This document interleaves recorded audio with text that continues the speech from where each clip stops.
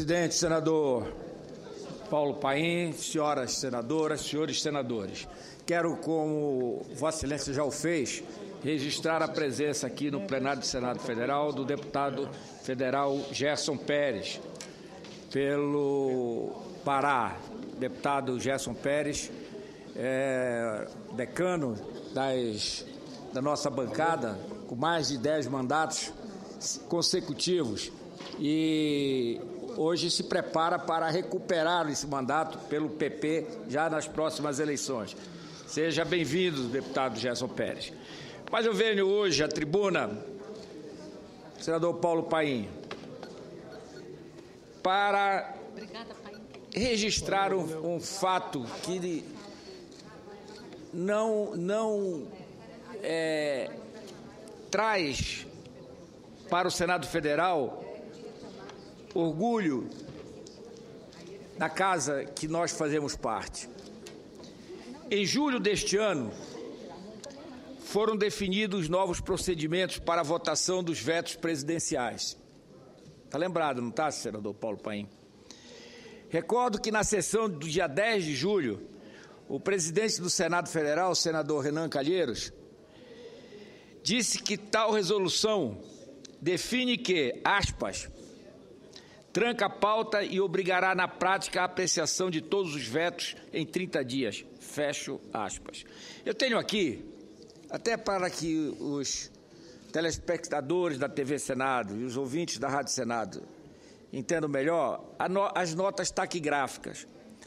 A nota taquigráfica da sessão do dia 10 de julho de 2013 diz o seguinte: o senhor presidente Renan Calheiros, Bloco PMDB das Alagoas, diz o seguinte: nós queríamos continuar a casa, comunicar, melhor dizendo, nós queríamos comunicar à casa, antes da ordem do dia, que em reunião com os líderes das duas casas do Congresso Nacional foi feito um acordo de procedimento, segundo o qual nós votaríamos amanhã, na reunião da mesa do Senado Federal, a resolução que tranca a pauta, a resolução que, a partir da publicação, tranca a pauta, como eu disse anteriormente, e obrigará na prática a apreciação de todos os vetos em 30 dias.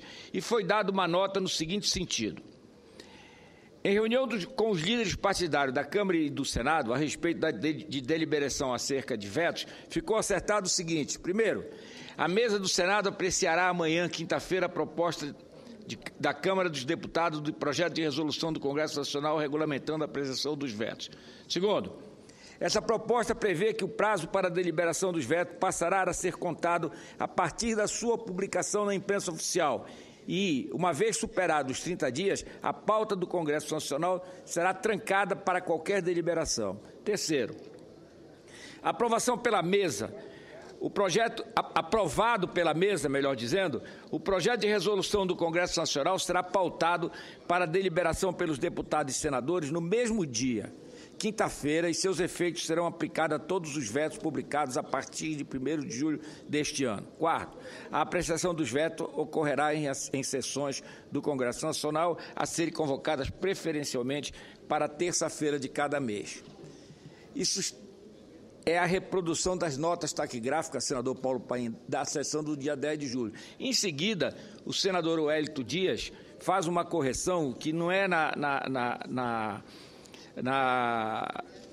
preferencialmente para a terça-feira de cada mês. Será a terceira terça-feira de cada mês, o que o presidente Renan concorda. Então ficou decidido que os vetos seriam apreciados na terceira terça-feira de cada mês, a partir de 1º de julho. Isso é o que ficou decidido. Então teríamos hoje uma sessão para apreciar os vetos. Quais vetos? Todos. Aí é que é importante fazer o registro. E aí já nos preocupa, presidente, que na primeira votação dos vetos presidenciais, com a nova resolução em vigor, desacordamos o que havíamos acordado anteriormente. Por quê?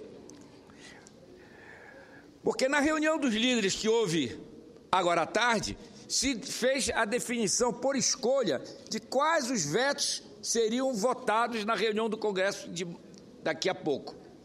Ora, Isso fere a autonomia do Congresso Nacional, do Legislativo. Por quê? Porque, efetivamente, se nós formos votar apenas os vetos que o Executivo concorde, nós, repito, estamos perdendo a autonomia do Legislativo. É uma pena, como eu disse, ao iniciar a minha participação. É uma pena por quê? Porque nós passamos a ter 3 tipos de vetos agora, senador Aníbal Diniz. Nós tínhamos criamos o segundo no dia 10 de julho, e agora criamos o terceiro no dia de hoje. O primeiro são aqueles 1.700 vetos que ficaram sem serem apreciados pelo Congresso Nacional e que não trancam a pauta. Essa é a primeira classe de vetos. A segunda classe de vetos são aqueles vetos publicados a partir de julho e que trancam a pauta. Agora eu pergunto, estamos criando a terceira categoria dos vetos. Que categoria é essa? São os vetos que não podem ser votados porque o Executivo não quer. É essa categoria de veto que nós estamos criando a partir de hoje. Ora, o acordo feito pelo presidente do Congresso Nacional e presidente do Senado, senador Renan Calheiros, com os parlamentares, é que, a partir daquela data, e em seguida aprovada o projeto de resolução, todos os vetos, todos, as notas taquigráficas falam claramente, todos os vetos seriam levados à apreciação da sessão do Congresso Nacional. Ora, se são todos os vetos, nós deveríamos estar apreciando hoje 137 vetos que, se não falha a memória, são aqueles vetos que foram efetivamente implementados a partir da aprovação do projeto de resolução. Eu lamento efetivamente que nós tenhamos chegado a esse momento. E espero, até porque, senador Paulo Paim, não haverá saída. O governo manobra, lamentavelmente, com as emendas parlamentares, com o orçamento da União. Daí porque nós haveremos de aprovar o orçamento impositivo. Haveremos de aprovar, porque na liberação das emendas, o governo utiliza para fazer afago na sua base de apoio. É só se verificar a relação das emendas liberadas para os partidos, os parlamentares da base de apoio, que gira em torno de 27%, 28%, e as emendas dos parlamentares de oposição, que vão a 0, alguma coisa, ou a 0,0 alguma coisa, ou seja, 0. Então, não é possível que se faça com disfarçatez o uso dos recursos da sociedade para fazer barganha política junto ao Congresso Nacional. Então, nós vamos já aprovar na Câmara o projeto impositivo e teremos que aprová-lo, se Deus quiser, aqui no Senado. Por quê? Ou aprovamos e as emendas dos parlamentares deixam de ser um instrumento de barganha política e passam a ser efetivamente um instrumento de atendimento às necessidades das bases de cada um dos parlamentares, ou então acabemos com as emendas dos parlamentares. Eu sou favorável. Se não é para liberar, se não é para o orçamento ser executado, então que se acabe com as emendas dos parlamentares, mas acabe para todos, ou se libere para todos. Então, ou nós acabamos com as emendas, ou nós vamos aprovar o orçamento impositivo. Eu quero aqui lamentar realmente a não apreciação dos vetos na sessão do Congresso, de todos os 137 vetos na sessão do Congresso de hoje à noite. Para terminar, presidente Paulo Paim, quero aqui fazer algumas observações a respeito do programa Mais Saúde do governo. Eu já fiz 2 pronunciamentos e me coloco mais uma vez para tratar deste assunto, até porque, presidente Paulo Paim, a saúde no Brasil inteiro, a nível federal, estadual e municipal, precisa de recursos. Nós temos que aprovar aqui no Congresso Nacional a obrigatoriedade da aplicação de 10% da receita bruta da União em saúde. Os estados já têm a obrigatoriedade de aplicar 12% e os municípios de 15%. Mas com a precariedade das saúdes, os estados estão sendo obrigados a gastarem mais do que o piso constitucional de 12% e os municípios muito mais do que os 15%. O senador Humberto Costa já foi ministro da Saúde, sabe da necessidade. Precisamos de mais médicos? Precisamos de mais médicos. Mas não é só médico que faz saúde. É preciso que tenha estrutura para que eles possam trabalhar. Então, precisamos de mais médicos, mais enfermeiros, mais leitos, mais equipamentos, mais instrumentos, mais medicamentos. Quer dizer, o mais na saúde não é só de médicos, não. Não somos contra que venham médicos do exterior para trabalhar no Brasil, de modo e hipótese nenhuma. Agora, não dá para fazer ação de pirotecnia, como é feito toda semana pelo governo, lançando programas e mais programas, como se fosse a salvação do mundo, nem do Brasil, do mundo. Esse mesmo programa, Mais Saúde, que pretendia atrair 15.640 médicos, na sua primeira fase, que foi lançada agora no início de julho, logrou selecionar apenas 1.618 profissionais. De 15.460, só 1.618 profissionais, ou seja, 10,5% dessa demanda. Ou seja, trocando em miúdos, o governo só conseguiu recrutar 1 de cada 10 médicos que pretendia. A frustração dos municípios foi equivalente. Das 3.511 cidades que demandaram mais médicos ao Ministério da Saúde, apenas 579, ou seja, 16,5%, receberão algum. Justamente as localidades mais carentes não despertaram interesse de um único profissional sequer. E aí nós temos as regiões mais carentes do país e mais afastadas, como a região amazônica, no estado do Pará, que não tem condições de ser atendida nem pelo programa da Mais Saúde. Agora, o que nós não podemos aceitar é que esses médicos, e agora estão inscrevendo os médicos que também já foram inscritos na primeira fase do exterior.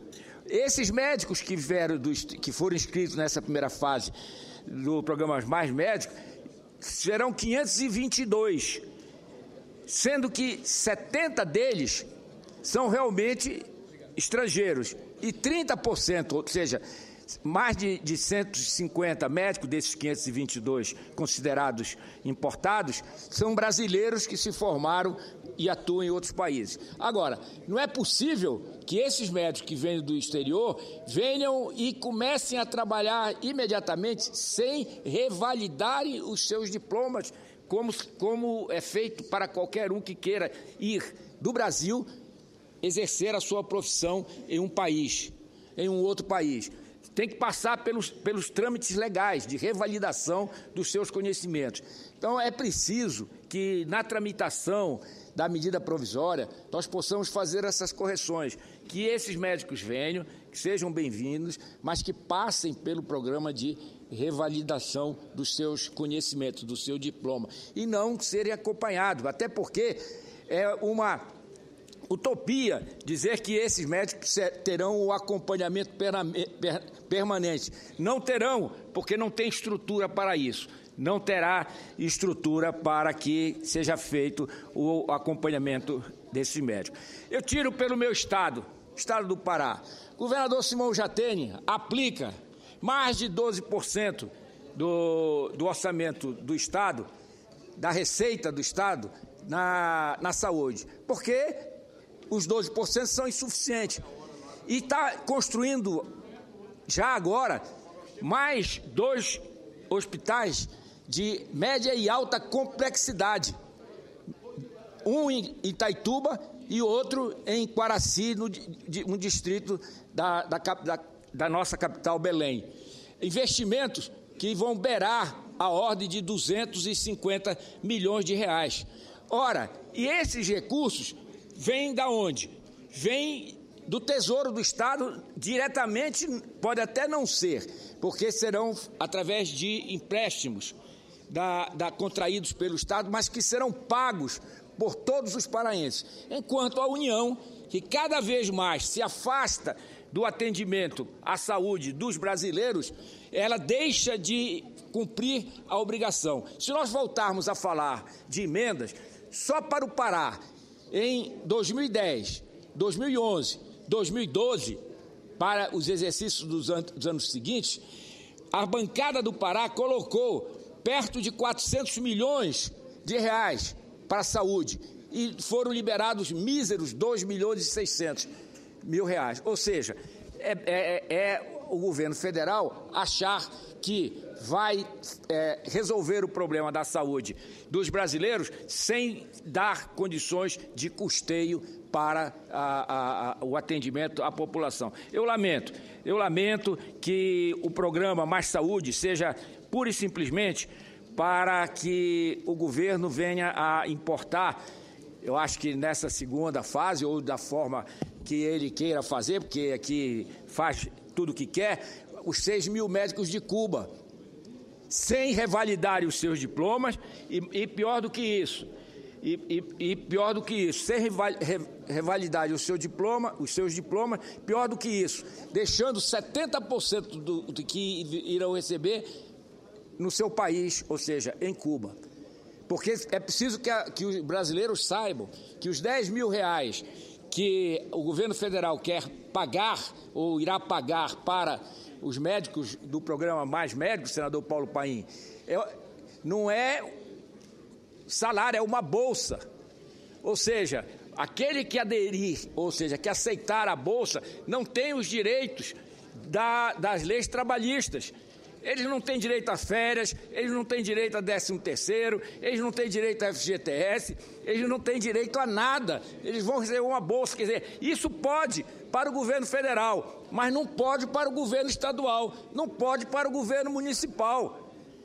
Se querem pagar melhor, reduzindo os encargos, aí eu concordo, vamos fazer a reforma tributária, que é tão importante que seja feita, dar mais recursos para os trabalhadores brasileiros. E Vossa Excelência, senador Paulo Paim, defende isso permanentemente como nós defendemos. Mas não, o governo brasileiro usa desse sofisma e dá como bolsa a esses médicos que vão aderir ao programa os 10 mil reais e não como um salário com direito garantidos pela CLT. Eu quero, ao encerrar, senador Paulo Paim, registrar a presença do deputado Lúcio Vale, do PR do meu estado e do seu pai, meu amigo, deputado Anivaldo Vale, também do PR, presidente do PR no estado do Pará. Tanto o Anivaldo, que foi deputado por vários mandatos, quanto seu filho Lúcio, que já está no seu segundo mandato, indo para o terceiro, são deputados que trabalham, o Anivaldo trabalhou e continua trabalhando, e o Lúcio trabalhando pelo desenvolvimento do nosso estado, o estado do Pará. Muito obrigado, Doris.